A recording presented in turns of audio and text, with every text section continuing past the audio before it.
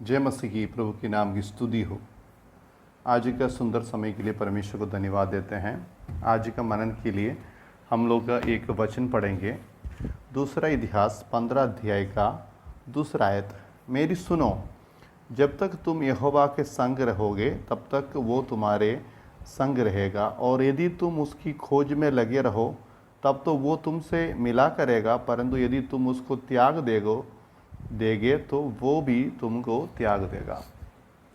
परमेश्वर का वचन आज हमसे कहता है कि हम लोगों का शुरुआत तो बहुत अच्छा से होते होंगे, लेकिन हमारा अंत कैसे होना चाहिए। जैसे शुरुआत है उससे बेहतर होना चाहिए हमारा ज़िंदगी का अंत। वचन में दूसरा इतिहास 14, 15, 16 में हम एक व्यक्ति के बारे में देखते हैं जिन्होंने अच्छा से शुरू किया, लेकिन उनका अंत बहुत परेशानी में और एक हार का बात के द्वारा उनका जीवन समाप्त हो जाते हैं। वो राजा का नाम है आसा। आसा यहूदा का राजा था। जब उन्होंने शासन करने शुरू किया था, उन्होंने परमेश्वर की दृष्टि में अच्छा किया है और ठीक ठीक बातें किया। और देश में बहुत प्रकार की मूर्ति पूजा करने वाले, अन्य आराधना उसको हटा दिया है, और उन्होंने परमेश्वर का सेवा में बने रहा। उन्होंने परमेश्वर का भवन में जो कुछ कार्य करना था वो सब बातें किया है, और यहूदा के चारों तरफ उन्होंने शहरों को बनाया, और उनके समय में ज़्यादा लड़ाई झगड़ा नहीं थे। लोग एक शांति का महसूस किया है।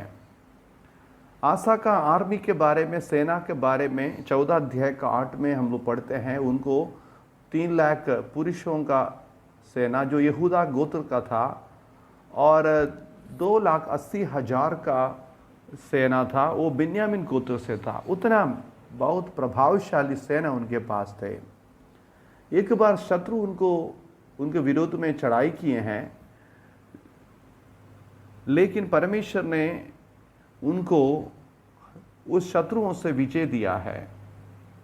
और उसके बाद परमेश्वर का वाणी को उन्होंने अच्छा से सुना है, और उन्होंने प्रभु के साथ वाजा बांधी थी कि वो परमेश्वर का राहों में चलेंगे, प्रभु पर भरोसा रखेंगे। उनका परिवार में जो राजमाता थी, माखा नामक राजमाता, उन्होंने जब अशेरा जो मूर्ति है उनका आराधना करने के लिए मूर्तियों को बनाया, उन्होंने उनका पद से हटा दिया है।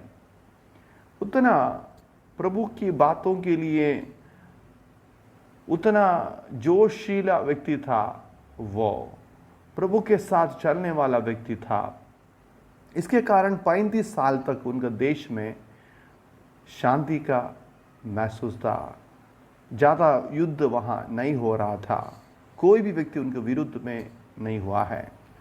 लेकिन दूसरे इतिहास 16 अध्याय में उनका अंत की बातें लिखा है, लेकिन उनकी अंत शुरुआत के जैसे नहीं था। 16 अध्याय में उनका राज्य के 36वें वर्ष में इसराइल का राजा बादशाह उनके विरोध में चढ़ाया। तब उन्होंने प्रभु पर भरोसा रखने की जगह मंदिर का सोना चांदी को उन्होंने लेकर बेनहदद नामक राजा जो आराम का राजा था उनको दे दिया, और उनको सहायता के लिए बुलाया। वो सहायता के लिए आया, और उसके द्वारा इसराइल का राजा युद्ध करने वाला बातों को छोड़कर चला गया है। इस बातों को देखते हुए परमेश्वर का भविष्यवक्ता ने उनके पास आके सवाल किया है कि जो उन्होंने किया वो बात सही है। हनानी नामक भविष्यवक्ता आके उनसे पूछा, आपने प्रभु पर भरोसा रखने की जगह में क्यों मनुष्य पर भरोसा रखा है।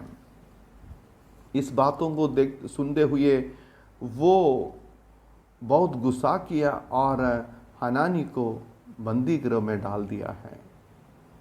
इतना दिन प्रभु का वाणी को सुनने वाले, प्रभु के राहों में चलने वाले, परमेश्वर पर भरोसा रखने वालों को क्या हुआ है? हो सकता है उनका उनका पद के कारण, उनका जीवन में मिला हुआ आशीषों के कारण और उनका जीवन में परमेश्वर दिया हुआ सभी चीज़ों के कारण उनका मन में घमंड आया होगा। लेकिन उसके बाद क्या है हम नहीं जानते हैं। कभी कभी हमारा भी जीवन ऐसा होता है, हम अच्छा से शुरू होता है लेकिन अंत में धीरे धीरे हमारा मन परमेश्वर से दूर हो जाता है। आखिरी में उनका राज्य के 39वें वर्ष में आशा का पाव करो हुआ है, फिर भी वो परमेश्वर का पर भरोसा रखा नहीं है, बल्कि वो वैद्यों का, डॉक्टरों पर शरण लिया है। आज परमेश्वर हमसे पूछते हैं हम किस पर भरोसा रखते हैं। विजय का एक ही रहस्य है, परमेश्वर पर भरोसा रखें, परमेश्वर का बातों को माने, उनकी राहों में चले। ऐसा करेगा तो विजय हमारे पास रहे।